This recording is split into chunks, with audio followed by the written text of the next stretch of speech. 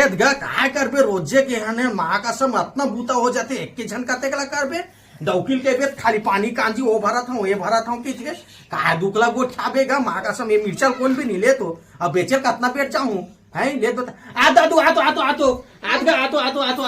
ले मिर्चल बिने लाग दे बेटा एक कनिक रे तन जल्दी जल्दी बेचल जाऊं मार्केट में ले ना बिन दे रे आना रे बिने लाग दे आना कहू दूं कहू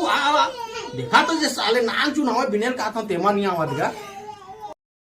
दोस्तों इधर भी ज्यादा बेली फैट इधर भी ज्यादा बेली फैट हो जाता है तो ये एक्सरसाइज जरूर करना कि आपका बेली फैट बहुत जल्दी कम हो जाएगा। पहला है ए वाला, दूसरा है ए वाला और तीसरा है ये लॉन्ग साइड। बहुत जल्दी आपका बेली फैट इधर का कम हो जाएगा।